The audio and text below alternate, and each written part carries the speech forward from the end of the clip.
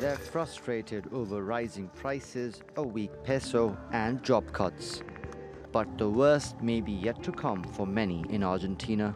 The government's asking them to make more sacrifices to help balance its budget and bring down foreign debt. To cover the deficit, we are going to ask those who have the capacity to contribute more. I mean, those who export from Argentina should pay more.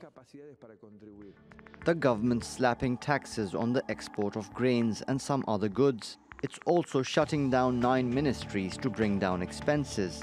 The finance ministry says the measures will help achieve a balanced budget next year instead of a projected deficit of 1.3%. But many Argentinians say they're already struggling to make ends meet and can't afford more austerity. A huge indignation, an overacted and rehearsed speech that doesn't address the disaster brought on by the government.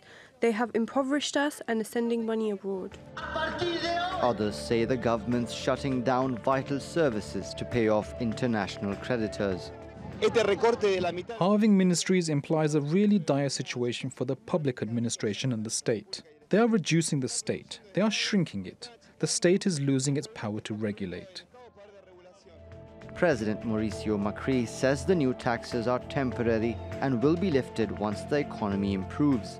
But some analysts say that's unlikely. The Federal Reserve is going to be most likely having 2 interest rate hikes this year, and countries which borrow in US dollars will have to pay more for it, and that is putting the pressure on their domestic currencies. That could mean the government may raise taxes even higher and cut social programs for the most vulnerable, adding to the struggles of ordinary people. Mobin Nasir, TRT World.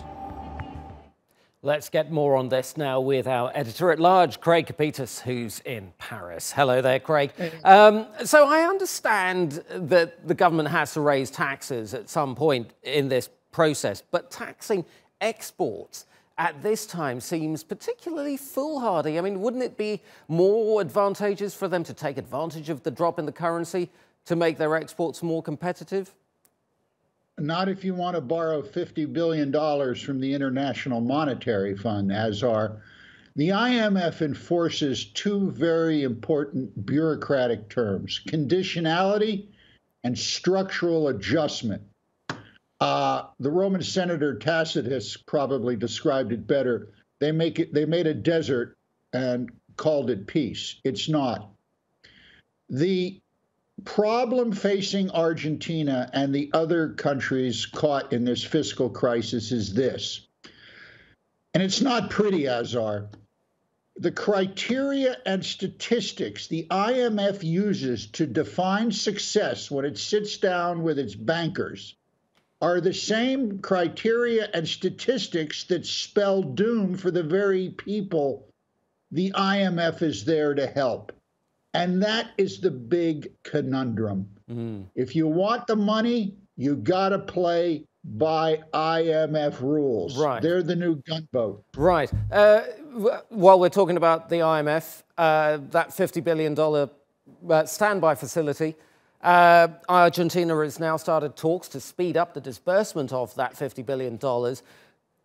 Memories in Argentina of the last time the IMF were involved is pretty dire. In 2001. What is different this time around? Well, I see the big difference is the original $50 billion was supposed to be doled out in tranches. And the more of the $50 billion the Argentinians dipped into, the higher the interest would be. Now they want all the money up front. That has the bankers nervous. To use IMF terminology, they're going to put more conditionality and structural adjustment programs in place. Right. This is going to hurt Argentina even further. Indeed it is. Craig, don't go away, because emerging markets almost everywhere are facing a crunch. Now, Fitch Ratings has slashed its growth forecast for the Turkish economy. Now, as the lira falls sharply against the dollar and hurts businesses and consumers. The rating agency lops 0.7 percentage points off its previous projection, which was made in July. A sharper slowdown is being seen in 2019, when growth is expected to fall to 1.2% before a recovery in 2020. Fitch says the lira's depreciation presents significant and widespread downside risks. The currency is down around 40% so far this year.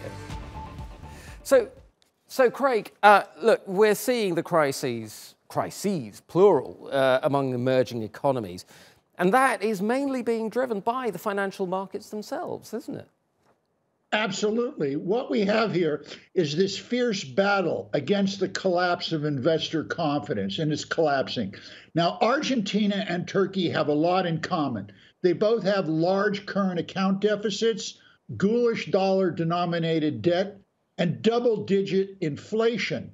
Now, Argentina, which is important to lump here with Turkey for comparative purposes, has decided to cut government ministries by 50%, raise export taxes, as we just discussed, raise interest rates. They're at 60%. That's the kind of rate you get from a mobster on the streets of Pittsburgh. And they've secured this $50 billion credit line. Now go to Turkey. Turkey says that inflation can't be controlled by higher interest rates, and in fact should be lowered.